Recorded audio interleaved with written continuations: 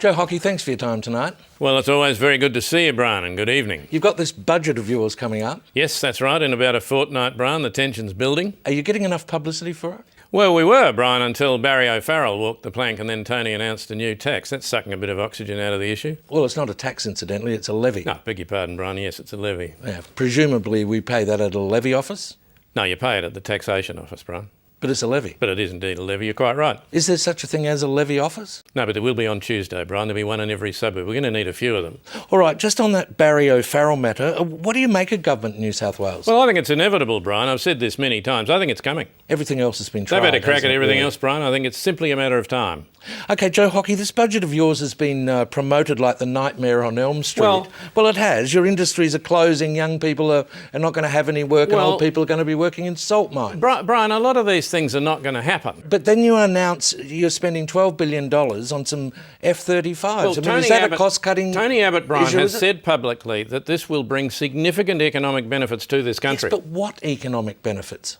I don't know, Brian, but I'll be seeing Tony in the morning. I'll bring that up. That's a very, very, very good question. Joe Hockey, I understand there was a party room revolt on the paid parental leave scheme. Well, it was a very generous scheme hitherto, Brian, and we have walked into an economic crisis. Yeah, I mean, we've got a serious problem. We've inherited a mess, Brian. Yes. We need to fix the economy. Good. It's very good, isn't it, that the Australian economy is so very successful? It is. We're very fortunate. It'd be very difficult to bring these structural reforms in, Brian, if it weren't fundamentally so sound. Now, I understand the age of entitlement is over. It is, no question about that. Gina Reinhardt agrees with that? She does, Brian. I've discussed it with her many times. People at the Australian Water Holdings, they agree? They don't remember, Brian, but let me put this in context. I was talking about the car industry, and I made a very simple point. If an industry is not commercially viable, how would you expect the government to keep tipping more money into it? Yeah, but Joe Hockey, was there any thought given to continuing to support the industry on the condition that they produce vehicles that run on solar energy? Cars that run on solar energy, yeah, but they don't, Brian. They run on petrol. Yeah, but in the future, when they run on solar energy, we'll have to import them.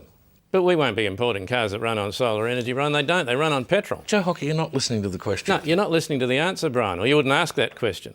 Thanks for your time. Now, what did you say the amount was? 12 billion on the... For the planes? Yeah, OK. Well, we're going to need it from somewhere. What, education? No, we need that. We need that, OK. Health? Well, we need that. OK. Well, pensions. I keep coming back to pensions, Brian. What's that figure down the bottom there? Down the bottom? That's parliamentary super. We need that. Why? Brian, you want the best brains in the country going into federal politics. It's true. Be reasonable.